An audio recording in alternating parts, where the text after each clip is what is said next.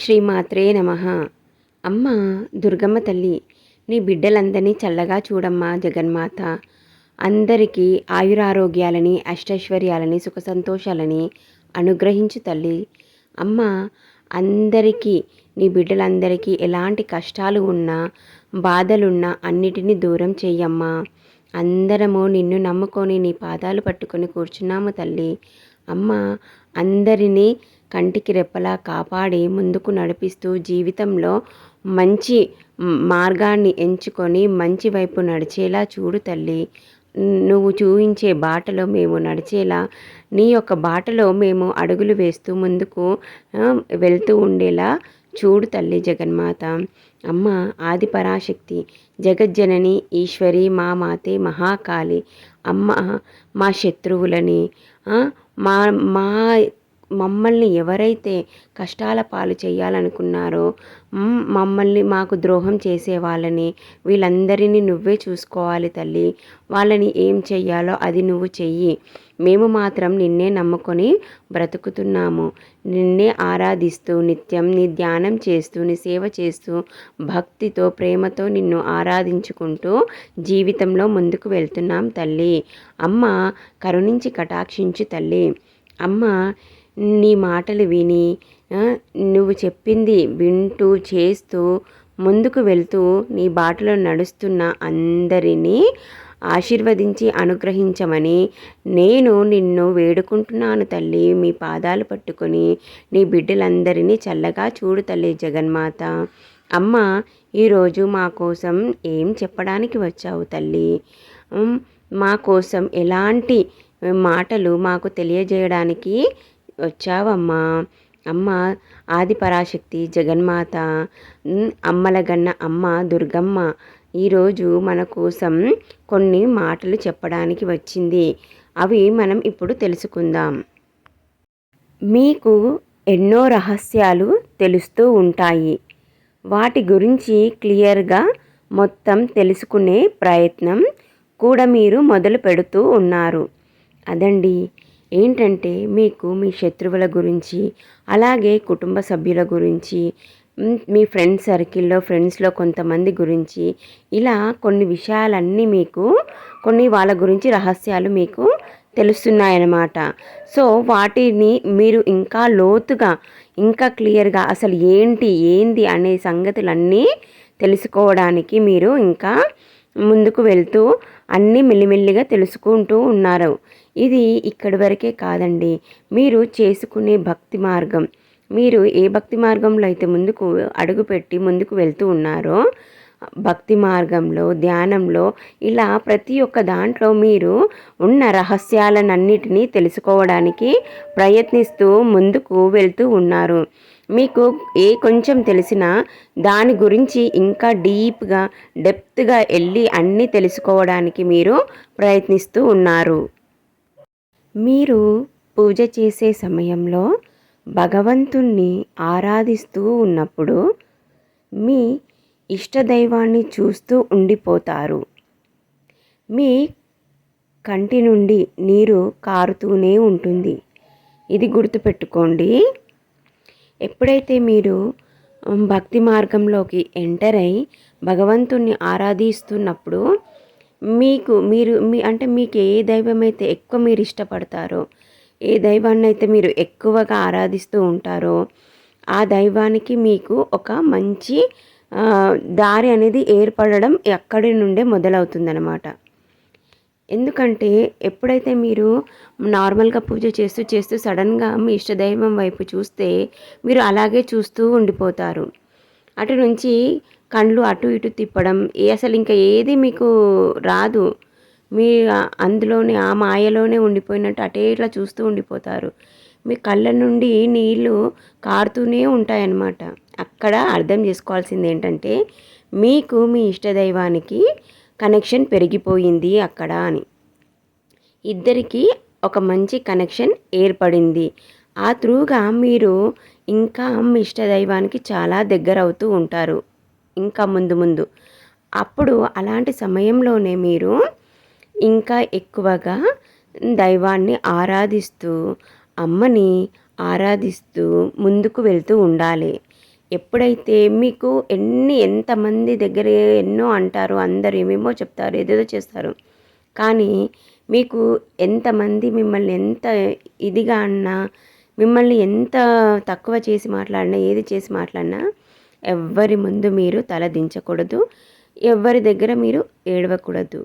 మీకు ఏది ఉన్నా కానీ తల్లిదండ్రుల దగ్గర కూర్చొని మీరు వాళ్ళని ఆరాధించుకునేటప్పుడు వాళ్ళ ముందు మీలోని ఆవేదనని, బాధని, అన్నిటిని, మీ కష్టం, సుఖం అన్నీ ప్రతి ఒక్కటి మీరు వారికి చెప్పుకోండి. అలా చెప్పుకోవడం వల్ల మీకు తెలియకుండానే తల్లి మీ మాటలన్నీ వింటూ ఉంటుంది. మీకు తెలియదు వాళ్ళు వింటున్నారని, కానీ అమ్మకు అన్నీ తెలుసు, సర్వం తెలుసు జగన్మాతకి. అన్నీ విని మీకు మీరు ఎప్పుడైతే ఆరాధించుకుంటూ ధ్యానంలో కూర్చుంటారో అప్పుడు మీ సమస్యలకు కానీ, మీకున్న ప్రాబ్లమ్స్ ఏవైనా సరే, మీ బాధలకు అన్నిటికీ పరిష్కారం అనేది మీకు మీ ధ్యానంలో దొరుకుతుంది. లేదా మీరు పడుకున్నప్పుడు మీకు కలలలో తెలుస్తుంది. అవి తెలిసినప్పుడు మీరు వాటిని ఏ విధంగా అయితే వాటి పరిష్కారాన్ని తల్లి మీకు చూపిస్తుందో మీరు అదే విధంగా చేసుకుంటూ వెళ్ళండి. అప్పుడు మీకు జీవితంలో అంతా మంచి జరుగుతూ మీరు ముందుకు వెళ్తూ ఉంటారు. మీరు మీ మనసులో మీ ఇష్టదైవాన్ని ఎంత లోతులో నుండి ఆరాధిస్తున్నారంటే చెప్పడానికి మాటలు కూడా సరిపోవు. ఆ విధంగా మీరు మీ ఇష్టదైవాన్ని ఆరాధిస్తున్నారు, ప్రేమిస్తున్నారు, భక్తితో వారిని పట్టుకొని కూర్చున్నారు. వాళ్ళ పాదాలు పట్టుకొని మీరు అక్కడే ఉండిపోయారు. మీరు ఎంత అంటే అంత ఇదిగా మీ ఇష్టదైవాన్ని ఆరాధిస్తున్నారండి. సర్వం వాళ్ళే, ఇంకా మొత్తం వాళ్ళే చూసుకుంటారు. వాళ్ళు ఎలా చెబితే నేను అలా చేసుకుంటూ వెళ్తాను. నేను ఎవరినైతే అంటే ఇప్పుడు మీరు ఎవరినైతే ఇష్టపడుతున్నారో, తల్లి అయినా తండ్రి అయినా, వాళ్ళ పాదాలు పట్టుకొని మీరు కూర్చున్నారు. ఇక ఏది చేసినా వాళ్ళదే భారం అని గట్టిగా పట్టుకొని అక్కడే కూర్చున్నారు, వదలట్లేదు మీరు. అలాంటి సమయంలో అమ్మ అయినా అయ్య అయినా, నా పిల్లలు చూడు నన్ను వదలకుండా ఎంత గట్టిగా పట్టుకున్నారు, ఎన్ని ఇబ్బందులున్నా, ఎలాంటి కష్టాలున్నా, ఏవి ఉన్నా కానీ వాటిని లెక్క చేయకుండా నన్నే గట్టిగా పట్టుకొని కూర్చున్నారని తల్లి అప్పుడు మీ చెయ్యి పట్టుకొని ముందుకు నడిపిస్తూ మీకున్న అన్నిటి నుంచి, కష్టం, ఎలాంటి ప్రాబ్లం అయినా, శత్రువుల నుంచి, ఇబ్బందులైన అన్నిటిలో నుంచి మిమ్మల్ని ముందుకు తీసుకొచ్చి బయటికి తీసుకొస్తుంది. ఆ కష్టాల నుంచి, అన్నిట్ల నుంచి తల్లి మిమ్మల్ని బయటికి తీసుకొస్తుంది. అలాగే తీసుకొచ్చాక మిమ్మల్ని మీరు ఏ భక్తి మార్గంలో అయితే ఇప్పుడు నడుస్తున్నారో దాంట్లో ఇంకా ముందుకు తీసుకెళ్తూ ఉంటుంది. అప్పుడు మీ కుండలిని శక్తి జాగృతమై ముందుకు వెళ్తూ ఉంటుంది. అది వెళ్తూ ఉన్న కొద్దీ అమ్మ యొక్క శక్తి మీ లోపల ఎక్కువ అవుతూ ఉంటుంది. అలా ఎక్కువ అవ్వడం వల్ల మీకు ప్రతి ఒక్క దాని గురించి తెలుస్తూ ఉంటుంది. ఫస్ట్ కొంచెం కొంచెంగా తెలుస్తుంది, తర్వాత ఎక్కువ తెలవడం మొదలవుతుంది. మీకు సంకేతాలు కూడా చాలా రకాలుగా ఎన్నో సంకేతాలు వస్తూ ఉంటాయి. మీరు ధ్యానం చేసే సమయంలో మాత్రం చాలా అంటే చాలా ఏకాగ్రతతో అమ్మ పాదాల యందే మీ దృష్టి అమ్మ మీదనే పెట్టి మంచిగా ధ్యానం చేసుకుంటే ఇక మీకు తిరుగుండదండి. నిత్యం మీరు చేసుకునే పనులు చేసుకుంటూ అమ్మ నామాన్ని మనసులో జపించుకోండి. మీకు చాలా శక్తి ఫీల్ అవుతుంది. మీ బాడీ మీకు ఏదో తెలియని ఎనర్జీ మీ లోపల ఉన్నట్టుంటుంది. ఎప్పుడు యాక్టివ్గా ఉంటారు. మీ బాడీ, మీ ఫేస్ ఒక తేజస్సు వెలిగిపోతూ ఉంటుంది. ఎవ్వరెన్ని చేసినా అవి కొంతవరకే మీ మీద ప్రభావం చూపించగలుగుతాయి. ఎందుకంటే వెంబడే అమ్మ మిమ్మల్ని ఆదుకుంటుంది. అక్కడికి ఆపేసి వాటిని తిప్పి తిరిగి ఎవరి దగ్గర నుండి అయితే నువ్వు వచ్చావో అక్కడికే వెళ్ళు అని పంపేస్తుంది. కాబట్టి మీరు అమ్మని ఎంత స్వచ్ఛమైన మనసుతో ఆరాధిస్తున్నారో ఇక్కడే తెలిసిపోతుంది. ఎలాంటి స్వార్థం, ఆశ, కోరిక లేకుండా అమ్మని మీరు ఆరాధిస్తున్నారన్నమాట. అమ్మ వారిని అపురూపంగా చూసుకుంటుంది. మీ స్వచ్ఛమైన మనసుతో మీరు ఎలాంటి ఆశ, కోరిక ఏవి పెట్టుకోకుండా, స్వార్థం ఎలాంటిది లేకుండా మీరు అమ్మని ఆరాధిస్తున్నారని అమ్మకు తెలుసు. కాబట్టే అమ్మ మిమ్మల్ని అపురూపంగా చూసుకుంటుంది. నా బిడ్డకి ఎలాంటి స్వార్థం లేదు, ఏదీ లేదు, ఎలాంటి ఆశ లేకుండా నన్ను స్వచ్ఛమైన మనసుతో, భక్తితో, ప్రేమతో ఆరాధిస్తున్నాడు. నా బిడ్డకి ఎలాంటి లోటు లేకుండా, ఏదీ లేకుండా మంచిగా ఉండేలా, జీవితంలో ఆనందంగా జీవితం గడిపేలా నేనే చూసుకుంటానని సదా అమ్మ మీకు తోడుండి మిమ్మల్ని ప్రతి విషయంలో ముందుకు నడిపిస్తూ ఉంటుంది. అమ్మ చెబుతుంది, నా బిడ్డకి నేను తప్ప ఇంకా ఏదీ అవసరం లేదు అని చెప్పకుండానే చెబుతున్నారు అని తల్లి ఆనందపడిపోతుంది. చూసారా అండి, మీ స్వచ్ఛమైన ప్రేమకి అమ్మ ఎంత సంతృప్తి చెందుతుంది, ఎంత ఆనందపడిపోతుందో. నా బిడ్డలకి ఎలాంటి ఆశలు ఏవీ లేవు, నేనే కావాలని కోరుకుంటున్నారు. నన్ను తప్ప ఇంకా ఏ దానిపైన బిడ్డలకి మక్కువ లేదు. నా పాదాలు పట్టుకొనే కూర్చున్నారు నా పిల్లలని తల్లి చాలా అంటే చాలా సంతోషపడిపోతుంది. అమ్మ మీ లోపలి భక్తి అనే విత్తనం నాటింది. అమ్మ మీ లోపల అంటే మీ మనసుని మనము భూమి అనుకోవచ్చు. మనము భూమిలో విత్తనం నాటితే అది ఎలా అయితే పెరుగుతుందో అలా అమ్మ మీ లోపల భక్తి అనే విత్తనాన్ని నాటింది. అది ఇప్పుడు మొలకెత్తి అమ్మ మీకు తోడుగా ఉంటుంది. అలాగే మీరు ఆ మొలక నుంచి దాని నుండి చెట్టుగా, వృక్షంగా, వటవృక్షంగా మారాలంటే భక్తి మార్గాన్ని వదలకుండా పట్టుకొనే కూర్చోవాలి.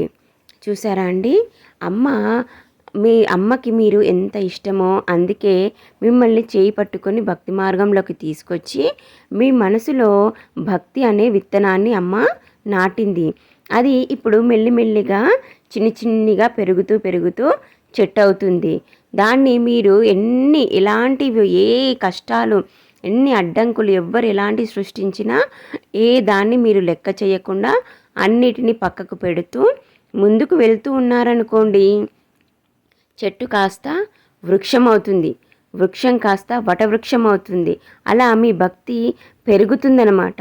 అలా పెరిగి చివరికి మీరు అమ్మ యొక్క పాదాల చింతకు చేరుకుంటారు. అమ్మ మీతో మాట్లాడగలుగుతుంది.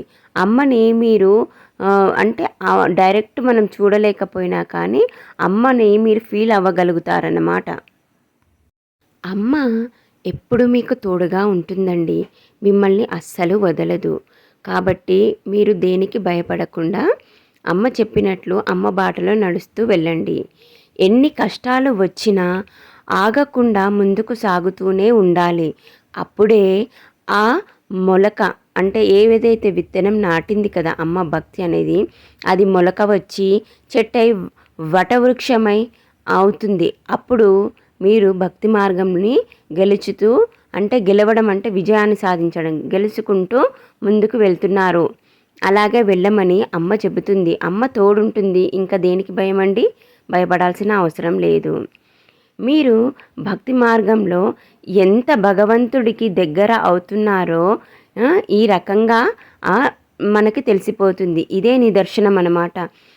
మీరు మీ ఇష్టదైవాన్ని చూడగానే కంటి నుండి నీరు కారడం, మీరు మీ ఇష్టదైవాన్ని అంటే అమ్మ అయి ఉండొచ్చు, అయ్యా అయి ఉండవచ్చు, వారిని ఇలానే చూస్తూ వారి మైకంలోనే ఉండిపోవడం, ఇలాంటివన్నీ జరుగుతూ ఎన్నో సంకేతాలు వస్తూ ఉంటాయి. మీరు ఎంత గొప్పగా భక్తితో ఆరాధిస్తున్నారో ఇక్కడే మీకు నిదర్శనం కనిపిస్తుంది. అర్థమవుతుందా అండి? ఒక్క చిన్న విషయం అండి, వీడియోని లైక్ చేయండి, ఛానల్ని సబ్స్క్రైబ్ చేసుకోండి. ఇలా చేసుకోవడం వల్ల మీరు అమ్మ కుటుంబ సభ్యులోకి వచ్చేస్తారు. అలాగే వీలైనంత వరకు ఈ వీడియోని షేర్ చేయండి, బెల్లుని ఆన్లో పెట్టుకోండి. ఎందుకంటే అమ్మ మాట్లాడగానే వెంటనే మీకు చేరుతుంది. అలాగే అమ్మకి ధన్యవాదాలు తెలుపుకుంటూ కామెంట్లో జై దుర్గా అని రాయండి. మీరు మీ ఇష్టదైవాన్ని చూడగానే మీ కంటి నుండి కన్నీరు కారడం ప్రారంభమవుతుంది. అలా కారుతూనే ఉండిపోతుంది. మీరు ఇంకా ఏంటి, మీ ఇష్టదైవాన్ని చూస్తూనే ఉండిపోతారన్నమాట. అదే కాక మీకు వారి సేవ చేస్తూనే ఉండడం, ఎక్కువసేపు దైవారాధన అంటే ఎక్కువసేపు మీరు దైవాన్ని ఆరాధిస్తూ అక్కడే ఉండిపోతూ ఉంటారన్నమాట. ఎంతసేపు ఎంత సమయమైనా మీకు మీ ఇష్టదైవాన్ని ఆరాధించుకోవడమే ఎక్కువ ఉంటుంది. అంటే మీకు ఏమైపోతుందంటే మీరు ఇంకా వాళ్ళతోనే ఉండాలనిపిస్తుంది, వాళ్ళ సేవ చేసుకుంటూనే ఉండాలి, ఎక్కువ ఆరాధిస్తూ వాళ్ళని చూస్తూ వాళ్ళతో మాట్లాడుతూ అక్కడే సమయం ఎక్కువ గడపాలనిపిస్తుంది. ఎంత సమయం అయినా కానీ మీకు అది తెలియకుండా ఉంటుందన్నమాట. ఎంత గంట సేపు చేసినా కానీ మళ్ళీ ఇంకొక గంట సేపు కూర్చొని చేసుకుంటే బాగుండు, అక్కడి నుంచి లేచి మళ్ళీ బయటికి రాబుద్ది కాకపోవడం, ఇలా చాలా జరుగుతూ ఉంటాయి. అలా జరిగినా కానీ మీరు ఏది పట్టించుకోకూడదు. ఎవరన్నా ఇంతసేపు చేస్తావు పూజ అది ఇది అన్నా కానీ దాన్ని మీరు ఎక్కువగా మనసుకు తీసుకోకుండా మీరు చేసేది చేస్తూ ముందుకు వెళ్తూ ఉండండి. ఇప్పుడు ఎలాంటి వాటిపైన ఎక్కువగా ఇష్టం కలగడం లేదు. ఇది కొన్నిసార్లు అంటే మీకు ఎలా చెప్పాలి, ఇప్పుడు మీకేంటంటే అమ్మ చెబుతుంది, మీకు కొన్ని వాటిపైన ఇష్టం అనేది తగ్గిపోతుంది. అంటే కొన్ని ఎగ్జాంపుల్ చెప్తానండి. ఎలా అంటే ఇప్పుడు మీరు ఏదైనా వస్తువు కొనుక్కోవాలి, ఏదైనా చెయ్యాలి అని అనుకోవడం, ఆశ వాటిపైన, అబ్బా నేను ఇలాంటిది డ్రెస్ కొనుక్కుంటే బాగుండు, లేకపోతే ఇలాంటిది ఏదైనా నెక్లెస్ కానీ ఇలా ఉంటాయి కదా, లేదంటే ఏ రకమైన, లేదంటే గోల్డ్ కొని పెట్టుకోవాలి, ఇలా ఎన్నో అనుకుంటూ ఉంటారు ఇంతకు ముందుకు. కానీ ఇప్పుడు మీకు అలాంటివి ఎలాంటి ఇష్టం అనేది ఏ దానిపైన ఎక్కువగా మీకు ఉండట్లేదన్నమాట, తగ్గిపోతుంది. ఆ విధంగా మీకు జరగడం మొదలవుతుంది. ఒట్టి ఇలాంటివి అని కాదు, చాలా వాటిపైన ఏంటంటే కొంతమందికి ప్లేసెస్ కొనుక్కోవడము, కొంతమంది గోల్డ్ కొని పెట్టడము, ఇట్లా కొన్ని చాలా ఎవరినన్నా చూస్తే అబ్బా వాళ్ళది అది బాగుంది, అలాంటిది నేను కొనుక్కుంటే బాగుండు అన్న ఆశ అట్లా ఉంటాయి కదా. అలాంటివన్నీ ఇప్పుడు మీకు లేకుండా చాలా వరకు తగ్గిపోయాయి అన్నమాట. మీకు నచ్చేటివి, మీరు ఇష్టపడేటివి, ఇలాంటివి మీ మనసులో కోరికలు అనేవి, ఆశలు అనేవి చాలా వరకు తగ్గాయి. ఎక్కువ ఏ దానిపైన మీకు పెద్దగా ఇంట్రెస్ట్ కలగడం లేదు. వాటి అన్నిటికన్నా కూడా నాకు నా తల్లిదండ్రులే ఎక్కువ. మా అమ్మని ఆరాధించుకోవడమే నాకు చాలా అంటే చాలా ఇంపార్టెంట్. ఆమె తప్ప నాకు ఇంకేది అక్కర్లేదు. ఇవన్నీ జస్ట్ ఒక నార్మల్ థింగ్స్ అంతే. అమ్మని మించింది ఏదీ లేదు అని మీ మైండ్లో బాగా ఫిక్స్ అయిపోయి ఉన్నారు మీరు. కానీ అది నిజం. ఈ సృష్టిలో తల్లిని మించి ఇంకేది లేదండి. అమ్మ కన్నా అమూల్యమైనది ఏది, అసలు ఏదంటే ఏది లేదు. అమ్మనే, అమ్మ తప్ప ఇంకేది ఇది కాదు. అలాగే మీరు బాగా గుర్తుపెట్టుకోండి. ఇలాంటి సమయాలలో మీకు ఏమవుతుందంటే చాలా వరకు మీరు ఇలా ఉండడం వల్ల అందరూ ఏమైంది, ఎందుకు అలా తయారవుతున్నావు, రోజు రోజుకి మొత్తము అన్నీ వదిలేసుకొని ఏదో డల్గా ఉంటున్నావు, ఎప్పుడు చూసినా దేవుడు అంటున్నావు, అక్కడే ఉండిపోతున్నావు, దేవుని ఆరాధిస్తున్నావు, ఇలా చేస్తున్నావు, అలా చేస్తున్నావు అని ఎన్నో అంటారు. కానీ మీరు మాత్రం పట్టించుకోవద్దు. అలాంటి సమయంలోనే మీ మనసుని, మీ మైండ్ని మీరు బాగా స్ట్రాంగ్ చేసుకొని ఎవ్వరేమన్నా అనుకోని, నాకు అనవసరం, నాకు మా అమ్మ, మా అయ్య, నా తల్లిదండ్రులనే నేను ఆరాధించుకుంటాను, నేను వారి సేవనే చేసుకుంటాను, వాళ్ళని ఆరాధిస్తూ ముందుకు వెళ్తాను అనేది మీ మైండ్లో బాగా గట్టిగా ఫిక్స్ అయిపోయి మీరు ఉండాలి. అటువైపుగానే మీరు అడుగులు వేస్తూ ముందుకు వెళ్తూ ఉండాలి. అప్పుడే మీరు ఈ భక్తి మార్గంలో విజయాన్ని సాధిస్తారు. మీ కుండలిని శక్తి కూడా జాగృతమై ముందుకు వెళ్తూ చాలా స్పీడ్ అందుకుంటుంది.